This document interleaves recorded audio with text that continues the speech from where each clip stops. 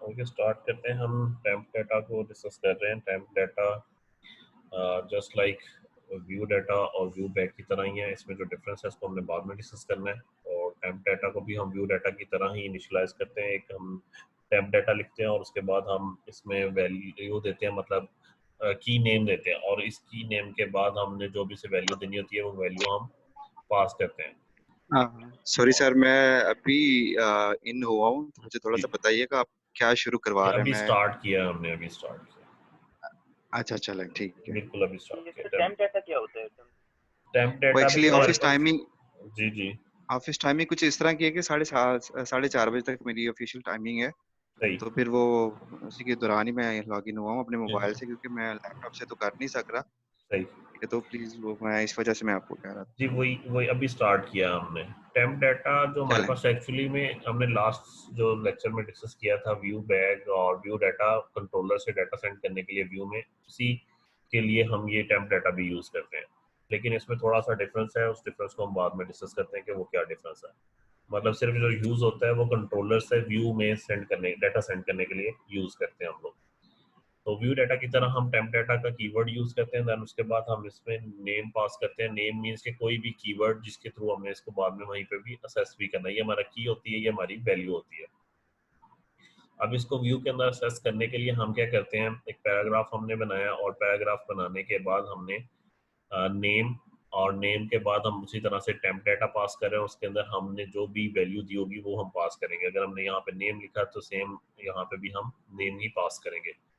तो क्या होगा, कंट्रोलर के थ्रू डाटा हमें व्यू में रिसीव हो जाएगा, जैसे व्यू बैग और व्यू डाटा में हो रहा होता है। तो हमें नेम रिसीव हो गया, जो हमने नेम वहाँ पे पास किया हुआ था वो नेम हमें रिसीव हो गया। वो ये नेम हमने यहाँ पे एक पैराग्राफ के अंदर भी टाइप किया होगा।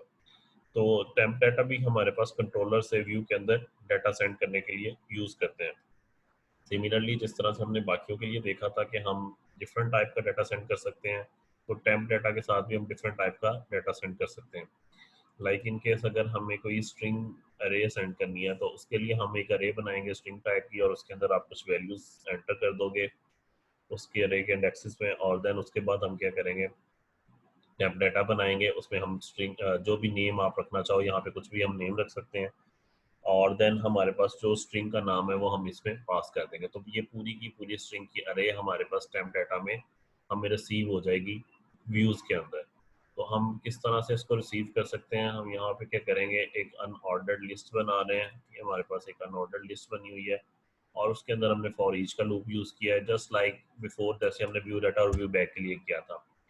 वेरिएबल एस बनाया हमने और इसमें टेम्प डाटा पास कर दिया है, जो हमें one by one each item को, जो जितनी भी हमारी आइटम्स हैं उनको वन बाय वन गेट करके हमारे पास इस लिस्ट आइटम के अंदर ऐड कर रहा होगा। और इसे मैंने बताया कि ये जो डाटा है ये अरे टाइप का है। तो बाकियों की तरह जो हमारे पास पहले यूज हो रहे थे उसी तरह से टेम्प डाटा हमारे पास हमें जो आउटपुट देगा वो पूरी की पूरी अरे हमें यहाँ पे शो करवा देगा।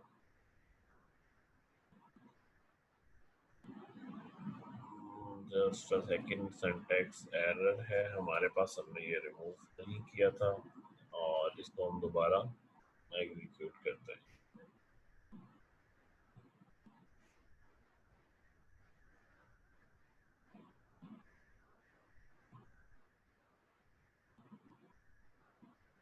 यानी हमारे पास ये पूरी की पूरी अरे जो है वो कंट्रोलर ने हमें व्यू को सेंड कर दी है।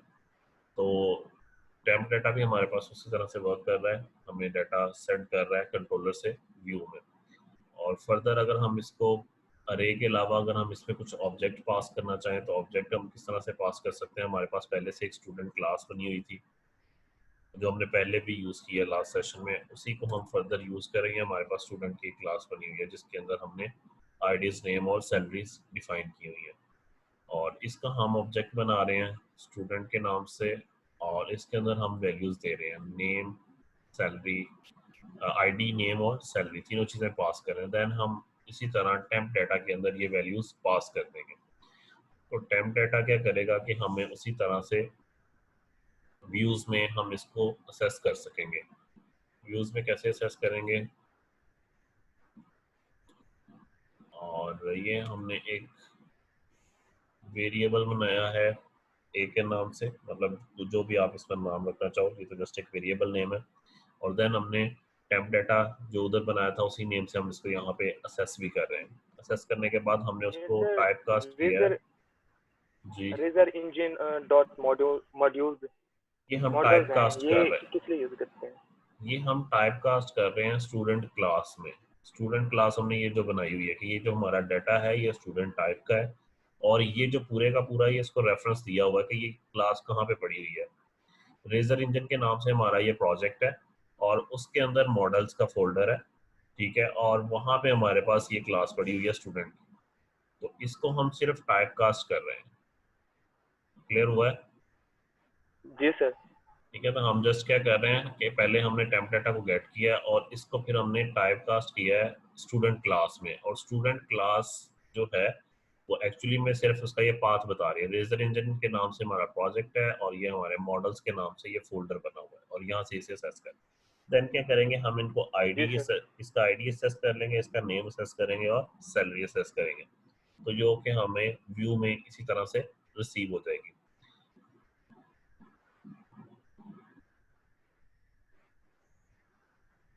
अगर हम इसकी आउटपुट देखें तो हमें आईडी मिल रहा है, हमें नेम मिल रहा है और हमें सैलरी मिल रही है। ठीक है, तो ये हमें कंट्रोलर से व्यू में डाटा सेंड कर रहे हैं। सिमिलरली अगर हमें कोई लिस्ट सेंड करनी है, पहले हमने, वालेकुम अस्सलाम। सर एक चीज समझ समझ जी नहीं आई। जी, जैसे ID इक्वल टू @a.id, ये जी a है सर, ये क्या किसको रेफरेंस कर रहे हैं सर? ये ए है, ये वेरिएबल बनाया है। ठीक है, ये जो हमारा टेम्प डाटा है इसके अंदर क्या पड़ा हुआ है, पूरा का पूरा ऑब्जेक्ट पड़ा हुआ है, ये वाला ऑब्जेक्ट, ये जी सर। ऑब्जेक्ट है। ठीक है, जिसके अंदर ये एसटीडी बनाया, ये पूरे के पूरा डाटा इसके अंदर पड़ा हुआ है, इस ऑब्जेक्ट के अंदर, जो कि हमने इसको ओके सर। साइन किया हुआ है। देन हम इसको असेस कर रहे हैं, और इसको असेस करने के बाद हमारी जो वैल्यूज है वो इसमें आ जाएंगी, इस वेरिएबल में आ जाएंगी, और इस वेरिएबल से हम आईडी, नेम और सैलरी गेट कर रहे हैं। Thank you sir. ठीक है, और देन सर टेम्प डाटा जो है, temp data is a method और what? Temp data just like view bag and view data, जो हमने लास्ट सेशन में डिस्कस किया था, एक कंट्रोलर से व्यू में डाटा सेंड करने के लिए यूज करते हैं। ठीक है, ये वो ओके, बिल्ट इन इसका मेथड कह सकते हो ASP.NET के। तो ये पूरे ऑब्जेक्ट को फेच करता है? ये हम चीज़ों को सेंड कर सकते हैं इसके साथ। हम इसके साथ खाली एक वेरिएबल भी सेंड कर सकते हैं, हम इसके साथ एक पूरी अरे भी सेंड कर सकते हैं, हम इसके साथ ऑब्जेक्ट भी पास कर सकते हैं, हम इसके साथ लिस्ट भी सेंड कर सकते हैं कंट्रोलर से व्यू। ठीक है, वो हम सर हम वही, व्यू में कोई मेथड बना सकते हैं? नहीं व्यू में मेथड क्यों बनाएंगे हम, क्या ओके, पर्पस क्या है बनाने का? सर वैसे ही डिजाइन के लिए कुछ मतलब नहीं, लॉजिकल ऐसा नहीं रनिंग होता। के। ये जो चीजें हम डिस्कस कर रहे हैं ये सिर्फ इस पर्पस के लिए है कि ये आपको कंट्रोलर से व्यू में डाटा सेंड कर रहे होंगे, आप इनके साथ व्यू से कंट्रोलर में नहीं सेंड कर सकते हो। ठीक है, ये वन वे है, कंट्रोलर से व्यू में जा सकते हैं, व्यू से हम कंट्रोलर में नहीं सेंड कर सकते इनके थ्रू। इसका मतलब है जितने भी ऑपरेशन है वो सारे कंट्रोलर में हमने परफॉर्म कर दिए, फिर कंट्रोलर डाटा में हमने ही सेंड कर। वही वहां पे कर रहे होंगे। ठीक है, नेक्स्ट हम जो है ऑब्जेक्ट हमने सेंड किया। अब हम अगर लॉन्ग लिस्ट को सेंड करना चाहें कि हमारे पास एक लॉन्ग लिस्ट है, तो उस केस में हम क्या करेंगे, हम सपोज स्टूडेंट के ही दो ऑब्जेक्ट्स और बना देते हैं, एक हमारे पास पहले से ही बना हुआ है, दो हम और बना देते हैं। और इसके बाद हम क्या करेंगे कि हम इनको एक लिस्ट भी बनाएंगे, लिस्ट बनाएंगे स्टूडेंट टाइप की, और इसके अंदर हम वैल्यूज को ऐड भी कर देंगे। ये हमने लिस्ट बनाई है स्टूडेंट टाइप की, इसकी टाइप क्या है, स्टूडेंट, और ये हमारे पास लिस्ट बनी है लिस्ट वन के नाम से। अब इससे हम मेथड कॉल कर रहे हैं ऐड का, और इसके अंदर हम पास कर रहे हैं स्टूडेंट, और then student two and student three, और तीनों के तीनों ये जो ऑब्जेक्ट्स हैं ये हमारे पास इस लिस्ट के अंदर आ गए। ठीक है, और इस लिस्ट को हम पास कर देंगे एक टेम्प डाटा के अंदर। ठीक है, तो जब हम इस टेम्प डाटा को सर्च करेंगे तो हमारे पास इन तीनों का डाटा रिसीव हो जाएगा व्यूज के अंदर। किस तरह से रिसीव होगा, अगर हम यहाँ पे देखें तो हमारे पास एक अनऑर्डर्ड लिस्ट बनी है, और इस अनऑर्डर्ड लिस्ट के अंदर हमने वही फॉर ईच का लूप लगाया है, और इसके अंदर हम अगेन टेम्प डाटा वो लिस्ट वाला कॉल कर रहे हैं, और यहाँ से हम वो वेरिएबल गेट कर रहे हैं जो हमें वन बाय वन सारी आइटरेट करके देगा। ये हम टेम्प डाटा को गेट कर रहे हैं, और इससे हमें ये वेरिएबल रिसीव होगा जिससे हम आईडी, नेम और सैलरी रिसीव कर सकते हैं। और इसको हमने ये बताया भी है कि ये डाटा किस टाइप का है।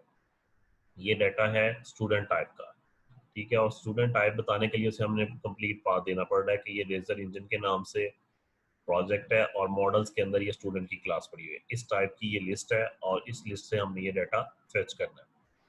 तो अगर हम इसकी आउटपुट देखें तो हमें सारी की सारे जितने ऑब्जेक्ट्स हैं उनकी वैल्यूज़ को वो आइटरेट करके हमें शो कर रहा होगा।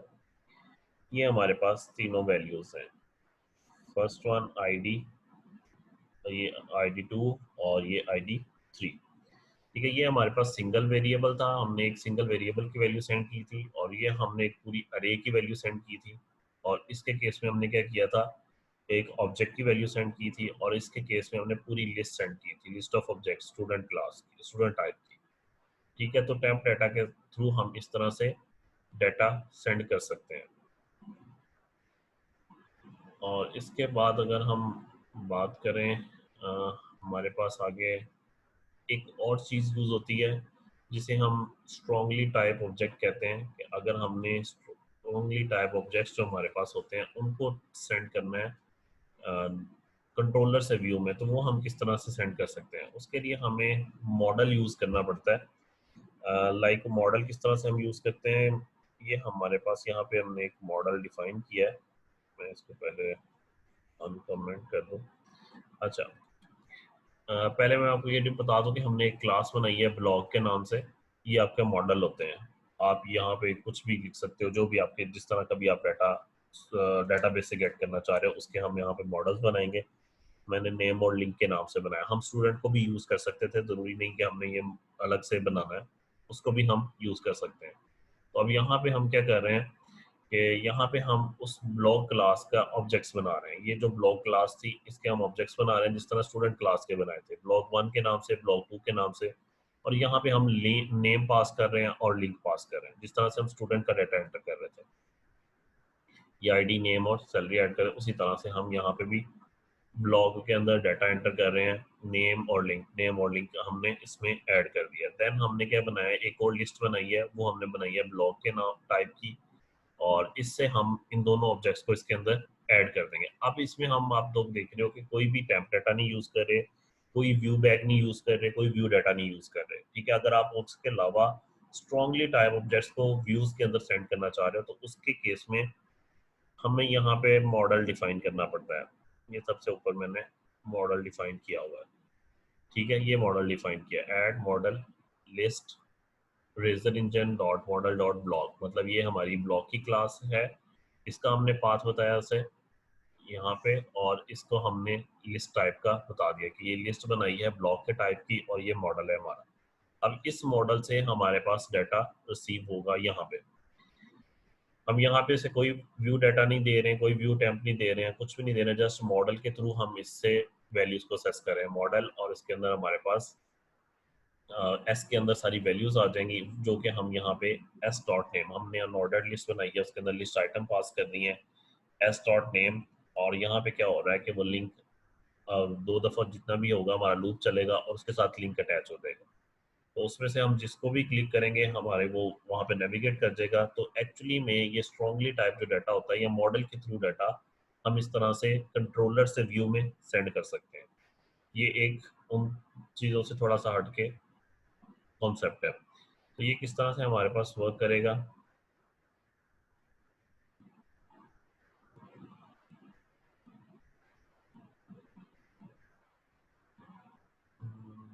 Voice model. अच्छा, एस ऑलरेडी यूज हो रहा है, हमें उसको पहले कमेंट करना पड़ेगा। ये एस यूज कर रहे हैं हम, इस सबको ही कमेंट कर देते हैं ताकि वो जो इश्यूज हैं वो उसके खत्म हो जाए। वो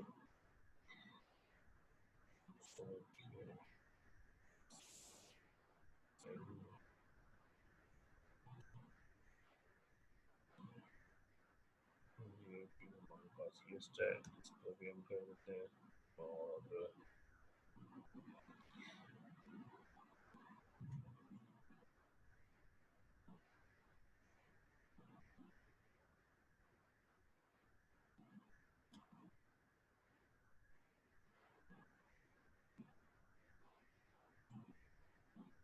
अच्छा जी, ये हमारे पास स्ट्रॉन्गली टाइप ऑब्जेक्ट्स थे और यहाँ पे हम इनको सीव करवा रहे थे। चूंकि वो एस नेम ऑलरेडी यूज हो रहा था, इस वजह से वो एरर दे रहा था। तो दोबारा एग्जीक्यूट करते हैं। अगेन मॉडल फाइंड नहीं हो रहा है, object reference instance. Okay, model block और यस, हमने इसको व्यू को रिटर्न नहीं करवाया है। इसमें हम ब्लॉक लिस्ट पास करेंगे तो रेफरेंस असाइन हो जाएगा।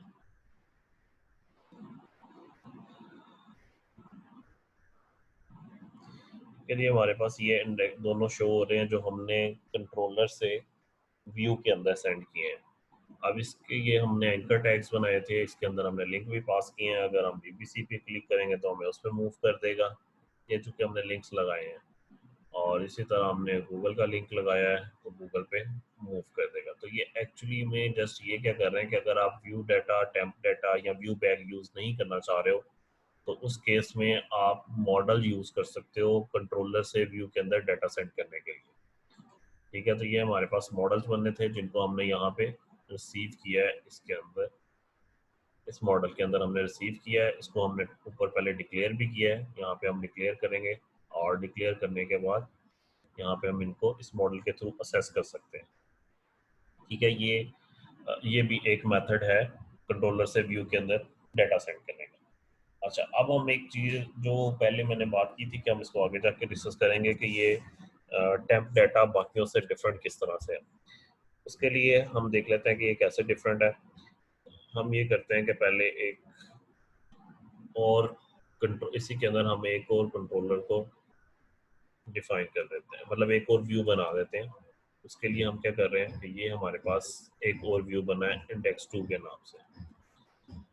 ये हमने एक और एक्शन रिजल्ट बना दिया और इसका जो व्यू है वो ऐड कर दिया। इस पे आप जस्ट उसी तरह से व्यू ऐड करोगे जिस तरह से हमने ऐड व्यू जो सिंपल इंडेक्स 2 के नाम से होता है, अगर ऐड करेंगे तो हमारे पास ये पहले से इंडेक्स 2 ऐड है। ठीक है, जो कि इसका व्यू है। और इस केस में आपने जस्ट एक व्यू और ऐड करना है और इसमें हमने यहाँ पे क्या डिफाइन किया हुआ है, एक व्यू बैग डिफाइन करते हैं पहले वाले एक्शन के अंदर। ये हमारा पहले वाला ही एक्शन रिजल्ट है ना, ये एक्शन रिजल्ट जिसका इंडेक्स 0 है। अब इसके अंदर ही हमने डिफाइन किया है व्यू बैग। इस व्यू बैग को हम असेस करना चाह रहे हैं इस दूसरे व्यू के अंदर। ठीक है, मतलब इस व्यू से हम डाटा सेंड करना चाह रहे हैं इस व्यू के अंदर। ठीक है, ये हमारे पास जो हमारा अपना इंडेक्स है इसके अंदर तो हमें इजीली असेसेबल हो जाएगा। ठीक है, जिस तरह से हमने पहले भी किया हुआ है। ये हमने व्यू बैग बनाया है, इसको जहाँ जस्ट यहाँ पे ही मैं असेस कर लेता हूँ। ये हमारा व्यू बैग है, व्यू बैग डॉट नेम, और इसको हम यहाँ पे असेस कर रहे हैं व्यू बैग डॉट नेम के साथ ही। ठीक है, और इसको अगर मैं चलाता हूँ तो ये हमें एज इट इज यहाँ पे ही असेसेबल हो। अब पॉइंट इज जो हमने करना है कि एक व्यू से हमने दूसरे व्यू के अंदर इसको असेस करना है। ये हमें यहाँ पे तो रिसीव हो गया है, लेकिन हमें इसको दूसरे व्यू के अंदर भी रिसीव करना है। उसके लिए सबसे पहले हम ये करेंगे कि यहाँ पे एक एक्शन लिंक लगा देंगे ताकि जिसके क्लिक होने पे हमें ये दूसरे व्यू पे लेके जाएगा। ये हमने एक एक्शन लिंक लगा दिया और इसको हमने क्या मेंशन कर दिया, गो टू व्यू 2। और इसमें हमने इंडेक्स 2 पास कर दिया कि इंडेक्स 2 लोड करना है और ये कहाँ पड़ा हुआ है, ये होम कंट्रोलर में पड़ा हुआ है। ठीक है, और ये हमारे पास, इनको मैं कमेंट कर देता हूँ ताकि हम इसको साथ साथ अनकमेंट करके चेक करें ताकि क्लैरिटी होती रहे। ठीक है, ये हमारे पास हमने व्यू उसी नाम से जो हमने यहाँ पे डिफाइन किया था, हमने अपने इंडेक्स 1 के अंदर जो डिफाइन किया था उसी नेम से हम इसको इंडेक्स 2 के अंदर भी रिसीव कर रहे हैं, व्यू बैग डॉट नेम। ठीक है, उसी नाम से हम यहाँ पे भी इसको रिसीव करते हैं। लेट्स सी कि क्या ये हमें अब वहाँ पे रिसीव होगा सेकंड व्यू के अंदर या नहीं। ये हमारे पास फर्स्ट इंडेक्स के अंदर तो रिसीव हो गया है। ठीक है, अब हम सेकंड व्यू पे जाते हैं जो हमने वहीं पे बनाया था, इस पर गो टू क्लिक करते हैं। वहाँ पे आप देख रहे हो कि इंडेक्स 2 जो है वो लोड हो गया है, लेकिन हमें वो व्यू बैग रिसीव नहीं हुआ है। ठीक है, मतलब जो व्यू बैग है वो हमें दूसरे जो हमारे व्यूज होते हैं उनमें डाटा असेस नहीं करने देता है। सिमिलरली अगर हम यही काम व्यू डाटा के साथ करें कि हम व्यू डाटा का ऑब्जेक्ट बना देते हैं, उसमें हमने नेम 1 पास कर दिया उसकी वैल्यू, और ये हमारे पास अहमद के नाम से है। अब अगर हम इसको अपने ही व्यू के अंदर असेस करें तो यहाँ पे तो हमें असेस हो जाएगा, यहाँ पे हमें असेस हो जाएगा क्योंकि ये हमारा अपना इंडेक्स है, और यहाँ पे हम इसको रिसीव करें यहाँ पे हमें एज इट इज असेस हो जाएगा। लेकिन क्या ये हमें सेकंड व्यू में असेस हो जाएगा?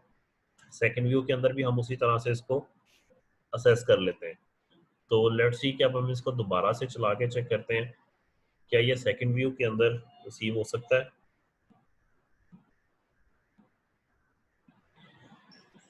फर्स्ट इंडेक्स पे तो रिसीव हो रहा है, ठीक है, हमें व्यू बैक भी और व्यू डाटा भी, लेकिन क्या ये सेकंड इंडेक्स पे रिसीव होते हैं? ये सेकंड इंडेक्स लोड हो गया, लेकिन आप देख रहे हो कि दोनों की वैल्यूज एम्प्टी आ रही हैं, दोनों पे हमें ये रिसीव नहीं होगा। तो हमारे पास थर्ड चीज रह जाती है टेम्प डाटा। टेम्प डाटा के अंदर हम क्या करते हैं, एक और वेरिएबल बनाते हैं टेम्प डाटा के नाम से, ठीक है, और इसके अंदर हमने वैल्यूज पास कर दी हैं कुछ भी, और ये नेम 2 के नेम से है। अब इसको हमने असेस करना है इंडेक्स 2 में, और इंडेक्स 2 में भी इसको इसी तरह से असेस कर लेते हैं। ये हमारे पास इंडेक्स 2 है, ठीक है। अब इसको हम अगर चलाएं तो ये हमें जो अपना फर्स्ट इंडेक्स पेज है वहाँ पे तो हमें रिसीव हो जाएगा। यहाँ पे हमें लोड नहीं हुआ क्योंकि हमने यहाँ पे इसे अनकमेंट नहीं किया। होम कंट्रोलर इंडेक्स, और ये हमारे पास है, इसको अनकमेंट कर देते हैं एंड इसको अब रिसीव करते हैं। ये हमारे पास होम इंडेक्स है, इंडेक्स 1। तो यहाँ पे हम देख रहे हैं कि हमें व्यू बैग भी रिसीव होता है, व्यू डाटा भी रिसीव होता है, और टेम्प डाटा भी है, लेकिन ये तीनों वैल्यूज हमें इंडेक्स 2 में रिसीव नहीं होती, ठीक है। इंडेक्स 2 में हम टेम्प डाटा की वैल्यू को रिसीव कर सकते हैं, लेकिन उस रिसीव करने के लिए हमें एक मेथड यूज करना पड़ता है, एक फंक्शन कॉल करना पड़ता है, जो कि ये है temp data dot keep.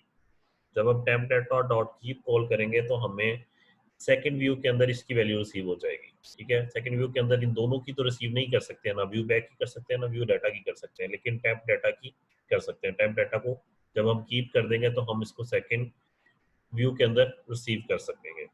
Let's see कि हमें ये डाटा रिसीव होता है। ये हमारे पास फर्स्ट व्यू में तीनों रिसीव हो रहे हैं। गो टू व्यू पे रिसीव करते हैं, पहले दोनों खाली हैं, व्यू डाटा और व्यू बैग एम्प्टी हैं, जबकि टेम्प डाटा हमें रिसीव हो गया। तो ये डिफरेंस है टेम्प डाटा में और व्यू बैग और व्यू डाटा में। टेम्प डाटा इस तरह से डिफरेंट है इन दोनों से, बाकी जो दोनों है वो ऑलमोस्ट दोनों एक जैसा ही काम कर रहे होते हैं। तो इसमें अगर किसी को कोई कंफ्यूजन, हमने जस्ट कंट्रोलर से व्यूज में डाटा सेंड करने की कोशिश की है डिफरेंट वेज से, और डिफरेंट टाइप्स का डाटा कंट्रोलर से व्यू में सेंड किया है। ठीक है जी, क्लियर है ये?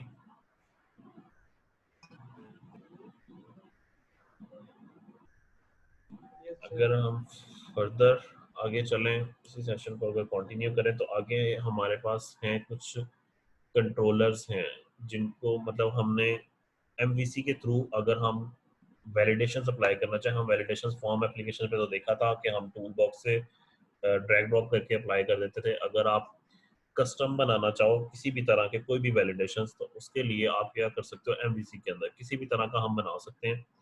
तो उसके लिए हम क्या कर सकते हैं, हम सबसे पहले एक इंडेक्स के अंदर हम आते हैं, हमने जस्ट एक सिंपल जो प्रोजेक्ट एमवीसी का बनाते हैं उसके अंदर हमने एक कंट्रोलर ऐड किया हुआ है, और इसी कंट्रोलर के अंदर हमने एक व्यू ऐड किया हुआ है। कंट्रोलर भी आपको ऐड करना आता है कि आप जस्ट कंट्रोलर के ऊपर राइट क्लिक करोगे और ऐड कंट्रोलर, और अगर आप इस कंट्रोलर का व्यू ऐड करना चाहोगे तो यहाँ पे राइट क्लिक करोगे और ऐड व्यू, यहाँ पे आपके पास व्यू ऐड हो जाएगा। अब हमने एक फॉर्म डिज़ाइन किया है, ठीक है। उसके लिए हम क्या कर रहे हैं, यूजिंग html.begin फॉर्म, और यहाँ पे हमने डिफाइन कर दिए हैं डिफरेंट पैराग्राफ्स। इसमें हम क्या कर रहे हैं, नेम डिफाइन कर दिया है और उसका टेक्स्ट बॉक्स बना दिया नेम के नाम से, और उसमें हमने एक HTML वैलिडेशन मैसेज भी पास कर दिया और वो नेम के नाम से है। सिमिलरली हमने एक ईमेल बनाया है। अगर मैं अभी के लिए इसको कमेंट कर दूं, हम वैलिडेशन मैसेज को अगर अभी डील ना करें और जस्ट हम अभी देखें कि हमारे पास सिर्फ हम फॉर्म बना रहे हैं, इसको भी हम कमेंट कर देते हैं। और वैलिडेशन सर ये कमेंट के लिए कमांड क्या यूज करते हैं आप? कंट्रोल के कंट्रोल सी।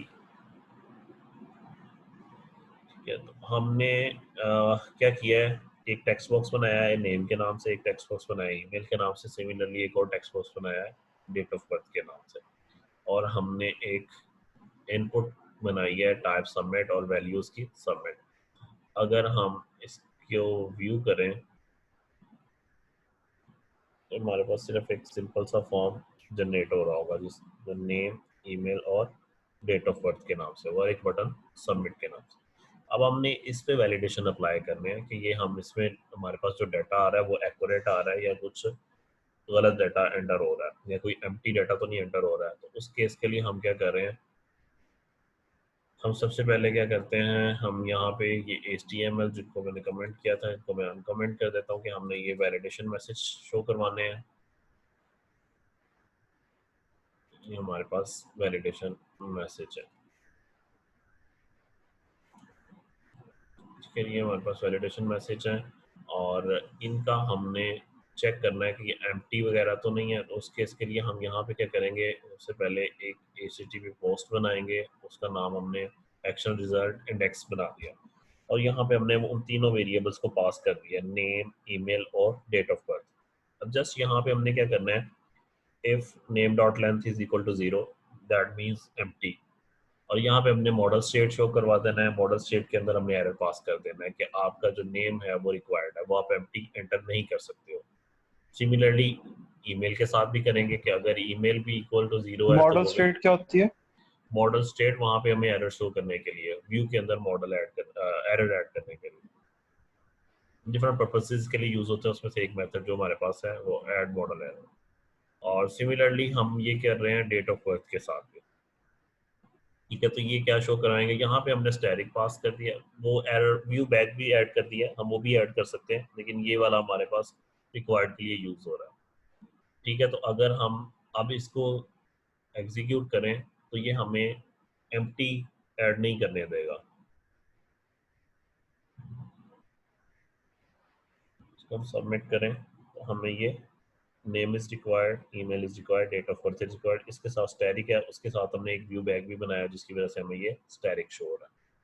ठीक है, अगर हम ये चाहें कि हमारा ये वाले जो मैसेजेस हैं ये यहाँ पे ऊपर इसकी समरी की तरह भी शो हो जाए, कौन सी चीज़ है जो मिसिंग है, तो हम उस केस में क्या कर सकते हैं कि हमारे पास ये just a single line code होता है html डॉट वैलिडेशन समरी। अगर आप ये समरी ऐड कर दोगे तो आपके जो भी एरर्स हैं वो हमें टॉप पे शो हो जाएंगे कि आपकी ये चीज़ें मिसिंग है, उस पूरी की पूरी समरी शो कर देगा। सबमिट करते हैं, ये समरी हमें शो कर दिया उसने। ठीक है, अब अगर आप चाहते हो कि इसका हमने प्रॉपर ईमेल फॉर्मेट लेना है कि ये ईमेल जो है वो एक्यूरेट फॉर्मेट में है या नहीं, तो उस केस में क्या करेंगे, उस केस के लिए हम पहले तो ये चेक कर रहे हैं कि हमारा ईमेल जो है, पहले जस्ट हम ये चेक कर रहे हैं कि ईमेल की लेंथ अगर 0 है मतलब दैट मीन्स कि वो एडिट टेक्स्ट जो है, टेक्स्ट बॉक्स जो है वो एम्प्टी है। अगर तो एम्प्टी है तो जस्ट ईमेल रिक्वायर्ड का कह देगा, अदरवाइज अगर एम्प्टी नहीं है तो एल्स के अंदर हम क्या करेंगे, रिजेक्ट्स की क्लास होती है सी शार्प के अंदर जो कि रेगुलर एक्सप्रेशंस के लिए यूज हो रही होती है। रेगुलर एक्सप्रेशंस का मेरा ख्याल है ऑलमोस्ट सबको ही पता होगा। अगर थ्योरी ऑफ ऑटोमेटा तो मेरा ख्याल से पढ़ ली हुई है आप लोगों ने, या पढ़ लिया या पढ़ रहे हो, तो ये वो रेगुलर एक्सप्रेशंस हैं। सर हमने नहीं बड़ी बता दें। रेजेक्ट्स एक्चुअली में रेगुलर एक्सप्रेशंस होते हैं जो कि हम किसी भी चीज़ का रेगुलर एक्सप्रेशन बना सकते हैं। लाइक हमारे पास ये ईमेल का रेगुलर एक्सप्रेशन है, अगर आपको ये खुद से नहीं बनाना आता, आपने नहीं पढ़ा हुआ, तो आप ये ऑनलाइन सर्च कर सकते हो रेगुलर एक्सप्रेशन फॉर ईमेल, या फ़ोन नंबर का रेगुलर एक्सप्रेशन, या किसी एड्रेस का रेगुलर एक्सप्रेशन, मल्टी हर चीज़ का रेगुलर एक्सप्रेशन होता है। एक्चुअली में कंपाइलर कंस्ट्रक्शन के लिए ये रेगुलर एक्सप्रेशन ही यूज़ हो रहे होते हैं। हमारे पास कंपाइलर जो ये जिस पे हम काम कर रहे हैं ये सारे का सारा इन्हीं चीज़ों पे बेस कर रहा है, ये इन रिजेक्ट्स पे।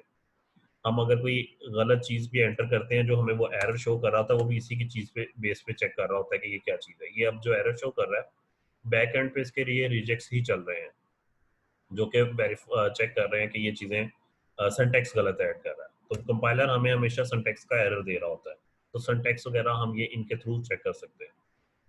आप रेजिक्स का रेजिक्स की क्लास बनाओगे, उसका ऑब्जेक्ट बना रहे हैं रेजिक्स के नाम से, और इसके अंदर हमने ये रेगुलर एक्सप्रेशन पास किया है ईमेल का। ये आप सर्च कर सकते हो ऑनलाइन, इसका आपको मिल जाएगा, आपको फ़ोन नंबर का भी मिल जाएगा, हर चीज़ का मिल जाएगा। अगर आपको खुद नहीं भी बनाना आता तो डजेंट मैटर, कोई इतना फर्क नहीं पड़ता, लेकिन ये चीज़ें कंप्यूटर साइंस में हम ये सारा कुछ पढ़ते हैं। देन हम क्या कर रहे हैं, देन हम कंडीशन अप्लाई कर रहे हैं, अगर rejects dot is match email, अगर वो ईमेल के साथ ये वाली कंडीशन चेक हो रही हैं, अगर ये मैच हो रही हैं इसके साथ, ये जो ईमेल यूजर ने एंटर की है वो इसके सर ये तो नॉट मैच है। नॉट मैच है ना, तो वो शो करेगा, ठीक है। अगर अदरवाइज तो मैच नहीं होती तो वो नीचे शो करेगा ना, नीचे Error ये show वाला करेगा। Error show Not valid। करेगा। तो ईमेल जो है वो ईमेल को चेक करेगा इस पूरे के पूरे रिजेक्ट्स के साथ कि इसका फॉर्मेट करेक्ट है। ये कह सकते हो कि ये वो कंडीशंस है जो पॉसिबिलिटीज हो सकती हैं ईमेल लिखने की। अगर नॉट का सिंबल हमने यूज किया हुआ है, अगर नहीं मैच करेगा तो क्या करेगा, email format is not valid, ठीक है, हमें ये एरर वो शो कर देगा। तो लेट्स सी कि हम इसको चेक करते हैं कि ये हमें एरर शो करता भी है या नहीं। हम इसको एग्जीक्यूट करते हैं।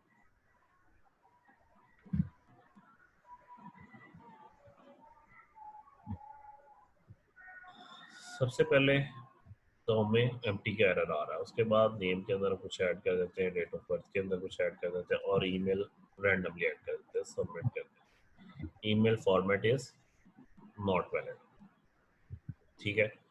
तो जब तक हम इसे सही फॉर्मेट नहीं देंगे तब तक ये हमें एरर ही शो करेगा।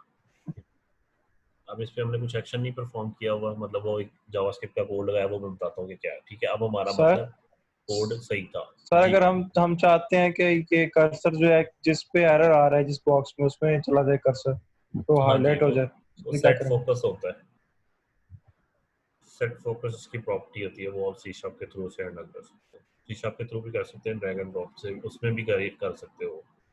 फॉर्म में भी हमने ये करके देखा था कि सेट फोकस किस लिए प्रॉपर्टी यूज होती है, ठीक है जी। अब हमारे पास नेक्स्ट है डेट ऑफ बर्थ, कि अगर हम डेट ऑफ बर्थ पे भी अप्लाई करना चाह रहे हैं वैलिडेशन, के हमारे अगर कोई यूज़र गलत एंटर तो नहीं करता है डेट, तो उस केस के लिए हम क्या करेंगे, उसी तरह जिस तरह हमने ईमेल के लिए किया था कि एल्स के अंदर हम डेट को पहले तो वो चेक करेगा कि एम्प्टी तो नहीं है, अगर नहीं एम्प्टी तो वो डेट को चेक कर लेगा। उसके लिए हमने सबसे पहले डेट और टाइम का एक ऑब्जेक्ट बनाया है, और इस ये हमारे पास डेट टाइम का ऑब्जेक्ट वेरिएबल बना है, जो कि हम यूज़ करेंगे आगे डेट टाइम ट्राई पार्ट्स के अंदर।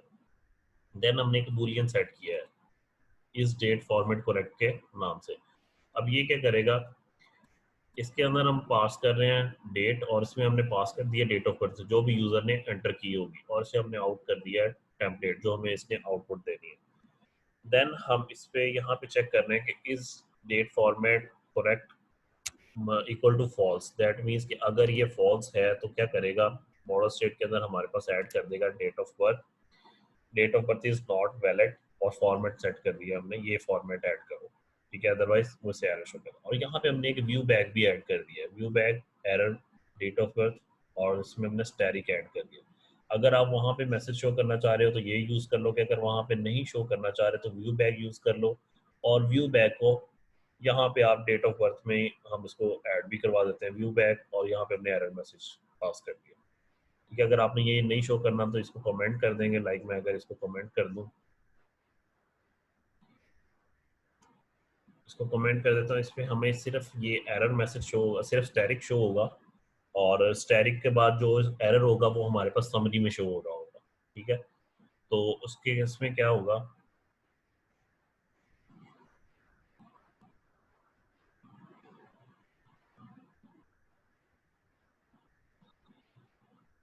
नेम, और नेम के बाद ईमेल, और ईमेल के बाद अगर हम ईमेल रॉन्ग एंटर करते हैं तो दैट मीन्स उसने हमें स्टैरिक शो कर दिया, और स्टैरिक में समरी के अंदर हमें उसने पूरा मैसेज शो करवा दिया है कि आपका ये एरर है, ठीक है, date of birth is not valid, और उसका फॉर्मेट ये होना चाहिए। अगर हम फॉर्मेट सही ऐड कर देते हैं सर ये स्टैटिक की नहीं समझ आई, ये जरा दोबारा बताइएगा। मैं दोबारा बता देता हूँ। ठीक है, अब हमने सही फॉर्मेट दे दिया है तो सबमिट करेंगे तो हमारा रिकॉर्ड सबमिट हो गया, अब कोई एरर नहीं है।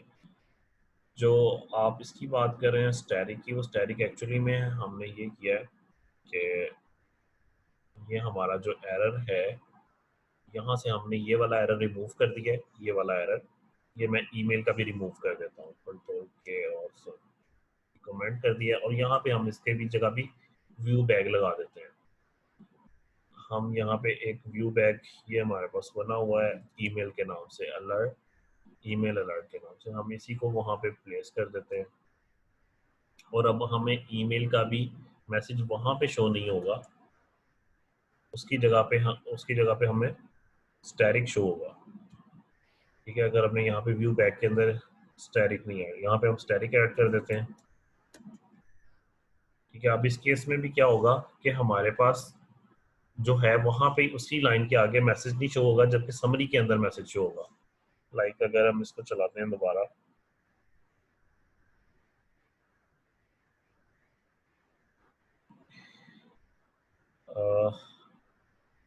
ये हम देख रहे हैं कि हमारे पास नेम के लिए जो था वो वहीं पे शो हो रहा है, क्योंकि नेम का हमने चेंज ही नहीं किया है। ईमेल का हमने वहाँ पे स्टैटिक नहीं यूज़ किया है, ये दूसरे एरर के लिए हमने स्टैटिक यूज़ किया हुआ, फर्स्ट के लिए हमने स्टैटिक नहीं यूज़ किया हुआ। ठीक है, तो इसलिए वो हमें यहाँ पे कुछ नहीं शो कर रहा। इसके लिए हमने स्टैटिक यूज़ किया हुआ है, वो हमें स्टैटिक शो कर रहा है। मैं नेम को कुछ एंटर कर देता हूँ, ईमेल में रॉन्ग एंटर करता हूँ, अब हमें स्टार अपीयर हो जाएगा। सबमिट करता हूँ और अब हमें ये स्टार यहाँ पे अपीयर हो गया, और स्टार का जो एरर है वो हमें यहाँ पे मिल रहा है, email format is not valid.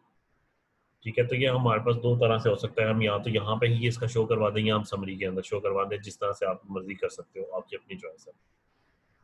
ठीक है, अगर हम ये पहली दफ़ा नहीं शो हुआ था उसके लिए हमें क्या करना होगा,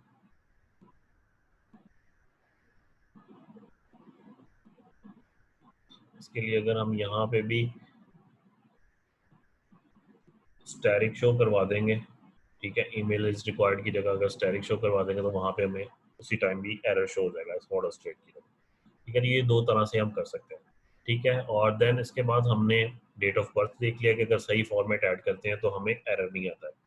देन नेक्स्ट थिंग इज कि अगर हमारी डेट ऑफ बर्थ भी ठीक है, हमारा टाइम जो ईमेल है वो भी ठीक है, और उसके बाद हमने उसको कुछ शो करवाना है, कुछ अलर्ट शो करवाना है, या उसको कुछ रिस्पॉन्स शो करवाना है कि आपका जो डाटा है वो करेक्ट है, तो उसके लिए हम ये यूज करते हैं model state dot is valid. ये भी बुलियन हमारे पास अगर ट्रू है तो क्या करेगा, व्यू बैग हमने एक बनाया है जिसमें हमने अलर्ट मैसेज शो करवा रहे हैं।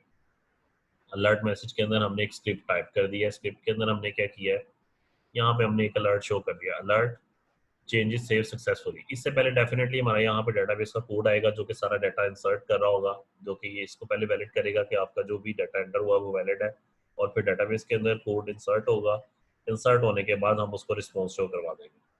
ठीक है, और रिस्पॉन्स शो करवाने के लिए हमने एक व्यू बैग बनाया और यहाँ पे हमने इसे स्क्रिप्ट पास कर दिया। लेकिन ये जो कोड है ये एज इट इज़ अगर हम व्यू बैग को प्रिंट करवा देंगे तो ये same as it is script show कर देगा, हमें अलर्ट शो नहीं करेगा। अलर्ट शो करवाने के लिए हमें क्या करना पड़ेगा, हमें यहाँ पे एक html.raw यूज करना पड़ेगा।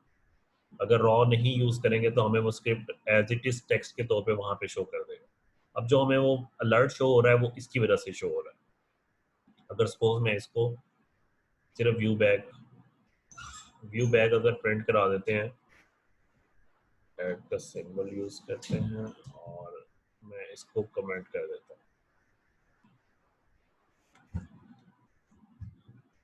अब क्या होगा, पहले आपने देखा था कि अलर्ट शो हो रहा है, अब अलर्ट नहीं शो होगा, अब जो स्क्रिप्ट व्यू बैग के अंदर लिखा हुआ है वो एज इट इज हमारे पास प्रिंट हो जाएगा।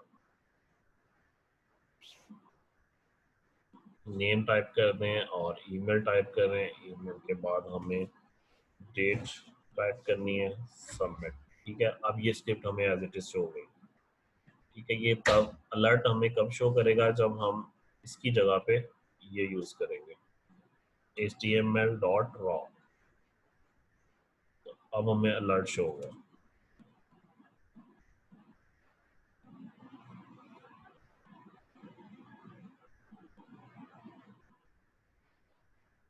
वैल्यूज टाइप कर दें और और डेट ऑफ बर्थ टाइप करते हैं, सबमिट, ये अलर्ट शो होगा।